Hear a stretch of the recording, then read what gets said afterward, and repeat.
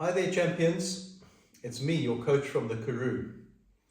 And I thought that the end of the year is pretty good time to maybe just summarize some of the teaching and learning that we have been through this year. And this little list that I'm about to work through this morning encapsulates most of the stuff that is important to me on the line and that I believe ought to be important to you. You guys that have been around on the training for a while have certainly seen this list probably in its current form and been exposed to it. But as I said, I think it's a good thing at the end of the year to do a summary, almost a revision of some of the critical skills that we can use and that we will be taking into a very exciting 2025 with us. It's basically called Converting Learning to Action, and it's a compendium of thoughts and axioms from 0 points down. Let's get into it. One of my favorite sayings, and you all have heard it many times, and it comes from Max Michel: you are who you are when the buzzer goes off. Your practice, your preparation, planning, your equipment, your mindset, in other words, your mental management, will determine how you perform. And luck has got nothing to do with it. Remember, luck is homemade, and you can make your own luck with your own focus at home. You can't control how other people perform in a shoot, so focus just on the process of your own shooting. Concentrate on shooting your own best possible shoot every time you shoot, and at the end of the shoot you will find out where you stacked up. When you become very competitive, you will obviously be monitoring and measuring how other shooters are doing, but at the end of the day, whatever they're doing, good or bad, fantastic performance or poor performance, you've got no control over it. The only shooting you can control is your own. Focus on your own performance. On the start position, be relaxed and alert. Remember the tension in your body, and sometimes as a result of anxiety, because you are feeling anxious about something that you haven't practiced enough or done properly, will slow you down. Tension will slow you down, but being alert at the same time as being relaxed will get you off to a good start. During the stage briefing, pay attention. Having to ask again and again about start conditions and basics, such as how many rounds in the first magazine, where you should be standing, how you should be standing, steals concentration from your stage planning. Listen during the stage briefing, get those details into your head, and then concentrate on developing your stage plan without interruption. Go to the line with 3 aspects of your mental management system. And we've talked about this a lot. Steve Anderson talks about it a lot. All of the top shooters talk about it a lot. And I have certainly drawn those lessons from their teachings. Arrive with a positive self-image, brief your subconscious, and focus all your attention on the stage that you have planned and are about to shoot. So go to the line with those 3 aspects of your mental management system in place.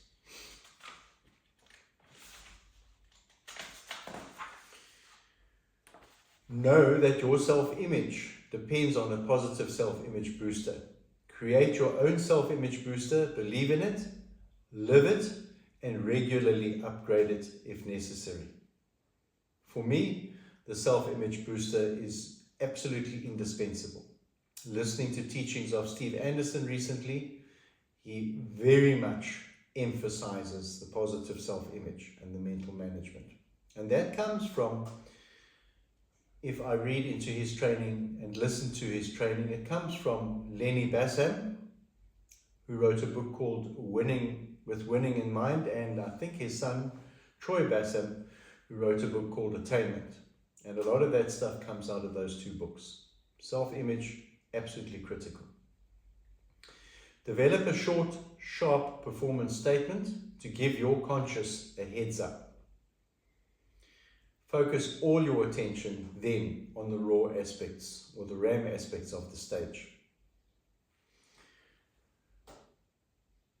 The self-image booster, the performance statement work hand in hand. And for me, the performance statement is also indispensable. Relaxed shoulders, grip, target focus. Nothing wrong with repeating that to yourself before you start shooting, especially while you are waiting for that buzzer. Pay detailed attention to your walkthrough. Ignore the social. Rehearse and positively visualize the stage as many times as you can while waiting to shoot. This is one of my problems in a shoot, is that I tend to start off quite strong in that aspect, and by the fourth or the fifth course of fire, I'm actually starting to get quite laissez-faire about it, easygoing, and not rehearsing my stage as many times as I should. Perhaps I start getting overconfident and thinking, I've got this waxed. I know what I'm going to be doing as soon as I start and what I'm going to be doing in what order. And it's generally around then that the wheels can come off. So pay attention to your walkthrough, ignore the social, and rehearse and positively visualize the stage as many times as you can while waiting to shoot. Be polite, approachable, and play your role in the squad work, but save your concentration for the stage planning. Dry fire is your best friend in shooting. Approach it seriously and regularly with a plan. Feel free to move and press faster than during live fire. That's a Steve Anderson tip, and I agree with it. You'll find your level and splits on the range. So do your dry fire practice fast. Once you've mastered a skill, or you have got the fundamentals of it to where you want to, then start adding speed to it. Doesn't mean that you're going to be shooting that fast on the range. You'll find the level there. Every single performance, dry or live fire, must be as perfect as you can make it. Just because it's dry fire, just because you're not spending money on ammunition, doesn't mean that you should approach it lightly. Treat your dry fire very seriously. Watch for those results, even though you're not seeing holes on the targets. Make notes about your experience. Every single dry fire. What do I want to achieve? How am I going to measure it? How did it go? What went well? What needs revision? Where can I improve? What do I want to do on my next dry fire? Every stage, every match. Analyze what you could have done differently. Find one or more good actions in every course of fire and one or more points that can be improved. Record them and weave them into your training. Measure your progress against your goals. Revisit your goals to keep the pressure on. We've been through a goal setting exercise. We're all quite big on that. We're all enjoying it. I have found that if I don't refocus myself on my goals during the year, during the month, during a period of time when I'm involved in shooting at different places and practice at different places and different times, I can lose sight of the goals, and particularly lose sight of my progress towards the goals or even attaining them and passing them. So you need to be aware of that all the time. Measure yourself against your stated goals. Step up to the start position and welcome the pressure. It's not anxiety nor stress, simply your mind telling your body to be alert. Enjoy the pressure. I've spoken a lot about this in the past. If you step onto that line and you're ill-prepared, whether it's a loose shoelace or you're worried about the battery in your remote, or you're worried about a magazine that you didn't clean, or you're worried about a Glock front sight that you didn't tighten up when you should have, that type of concern and worry creates anxiety. Anxiety creates pressure that you cannot easily dismiss. The pressure of competition that you revel in, that you enjoy, that you welcome, that wakes you up and gets you ready for that start signal is a different type of pressure. That's good pressure. Check your physical condition, your stance for tension, your shoulders, your neck, your hands, your jaw, your tongue, your breathing. Be relaxed on the line, not sloppy. Remember that a disappointing shot or stage is an opportunity to grow. It's a chance to review what you did wrong and build a plan to avoid it in the future. Don't beat yourself up about it. You're not going to change that result, and you are simply going to affect the mindset that you take with you to the next time that you press the trigger. Never settle. Keep on perfecting the process and keep positive till the last shot of the last stage when you're in a competition. Just because you've had one bad stage or two bad stages or 2.5 bad stages or whatever's gone wrong, never settle. Keep on shooting your best shoot every time you press the trigger. Don't worry about where the other people are shooting and how they're shooting and where they are slotted in the results at that present time. Things can change for them too. Concentrate on your own shooting. Never settle. The draw and fire, which is probably one of the most important things to all of us, simply because for many of us it signifies the start of a course of fire. And we all like a smooth, quick draw with accurate shots on our first target. For me, it just seems to set me off nicely on the stage. Consider it to drawing and firing 2 deltas on the first target. And the results of that on the stage for the rest of the course of fire. Okay, so I'm not suggesting that 2 deltas should upset your whole course of fire. You need to have a soft skill, work through it and get past it, decide whether you're going to fix it and move on, or just move on if that's what your decision is. But the draw is very important. 5 steps according to my training. Number 1, the first index point is your hands, the web of your hand underneath the tang of the gun. 3 fingers firmly around the grip, the middle finger hard up against the trigger guard, all while the support hand is ready to complete the grip. The second step is pulling the gun out of the holster. The third step for me is when the support hand indexes. We call it the trigger guard index. Mike Seeklander calls it the TGI, the trigger guard index. That knuckle, generally for most people, under the trigger guard, right up against the third finger of your strong hand. And the firearm is oriented downrange towards target. While you prep the trigger, number 4, and finally 5, the press. Remember to press the trigger when the sight picture is there and not simply because you've arrived at full extension. We've discussed this before in training. A lot of students will get out into extension the moment that their arms are extended. As far as they're concerned, it's time to press the trigger. It may not be time to press the trigger depending on the distance and difficulty of your target and your extension and the way that you have developed a sight picture. Okay, I'm not suggesting that it has to be one of these moves with that finished and then looking and confirming the sight picture for half a second, but you need to understand that your sight picture must be there irrespective of where your arms are. If your sight picture is already developed here and it's a close target or an easy target and you're ready to shoot, then shoot. You don't have to go into the full extension if you don't want to. That's your personal choice. Whatever position you are in, remember, standing, seated, or prone, or kneeling, your grip and your trigger fundamentals must be firmly in place. I frequently see shooters going down into prone, or kneeling, or a different position from where they have normally been practicing standing in a classic isosceles stance, wide, low, and aggressive, changing their fundamentals or allowing their fundamentals to get sloppy just because they happen to be shooting from the prone position. You cannot abandon the fundamentals under any circumstances. Sight picture, we all know about flash, float, and focus. Flash is your front sight loosely on the target. Sight alignment not critical. Float, a better relationship between the front and the rear sight.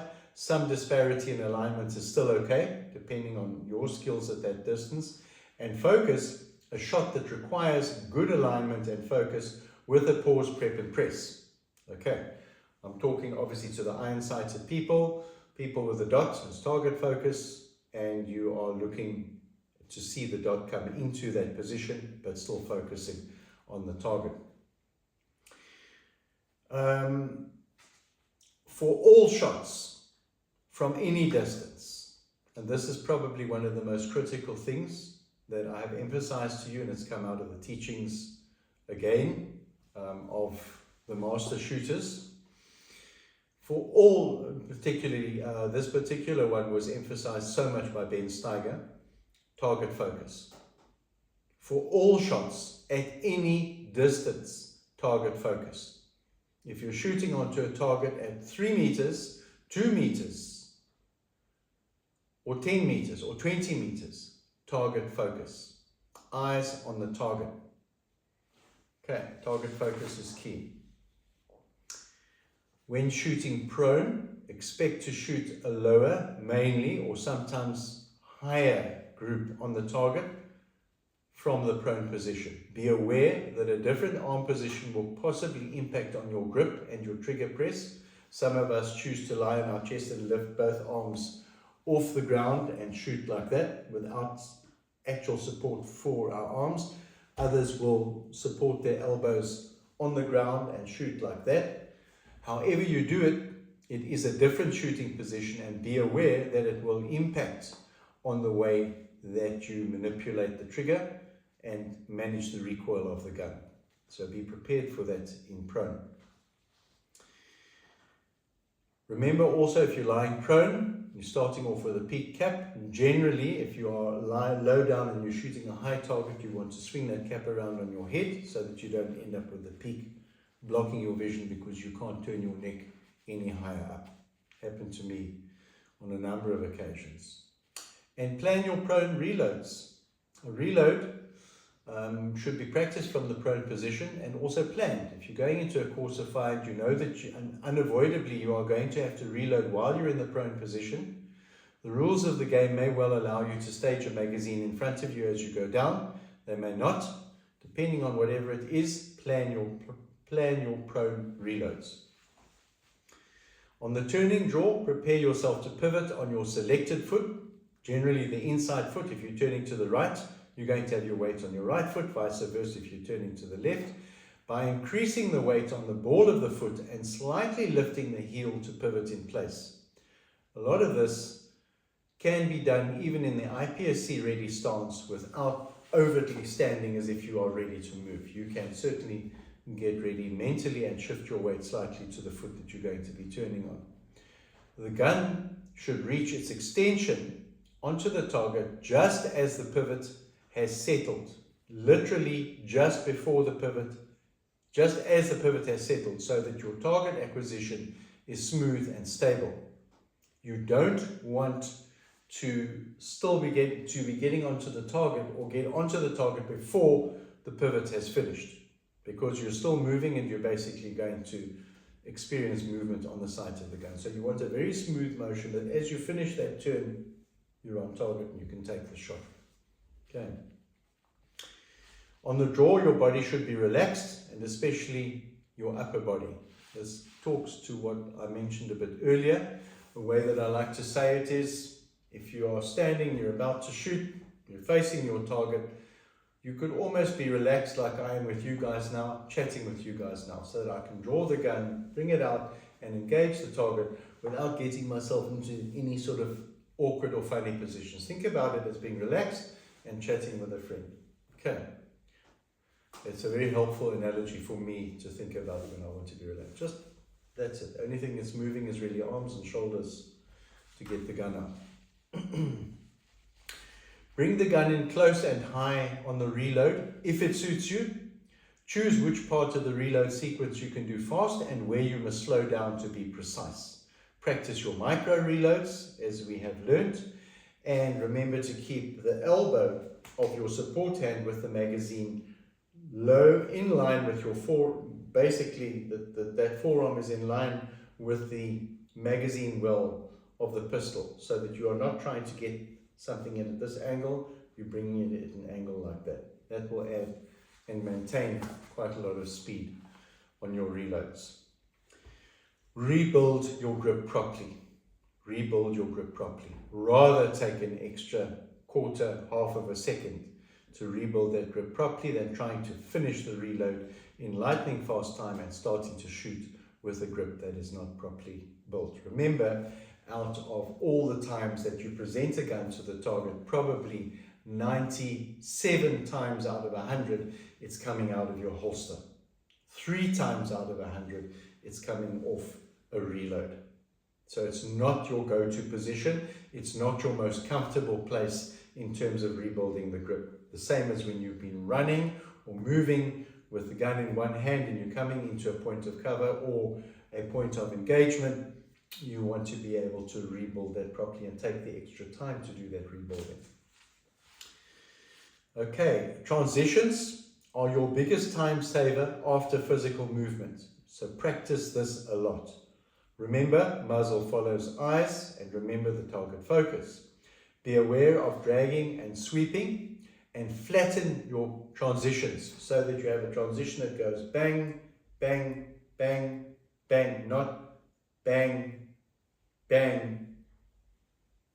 Flatten the transitions as much as possible to save yourself the time on the second shot on the target or the final shot on the target of having the gun go up and recoil down and then moving it across. Okay, flatten your transitions. Getting to the end of it, guys. Shot calling ability develops with time. Be sure to practice this as often as possible with live firing. You need to be able to be aware of where your sights were, where your dot was when the gun went bang. Wherever your sight was at the time that you felt the recoil start from a shot, that is where the bullet is going to be. And that's your shot calling. Your shot calling is not peering over the sights of the gun or around the sights of the gun to see where the holes in the target are. You need to be watching the sight to see where it lifts from. And all of us, even Max Michel, even Steve Anderson, whoever, deal with recoil. All of us. The gun does move, the sights do move. So watch where the sights lift up from. That is your clue as to where the hole is going to be in the target. And the more you shoot, the more you will find that skill developing. Many of you already know that through a course of fire, when something didn't feel right, and you walk with the range officer to go and check your score, you see, yes, I was right. It felt like a delta or a miss or a hard cover, and yes, there it is. So don't ignore that feeling if it's a high value shot that you are losing. Fix it. But don't go chasing Charlies. Okay, when shooting live fire, practice, create small strings and build in several techniques to practice as much as possible for the money that you spend.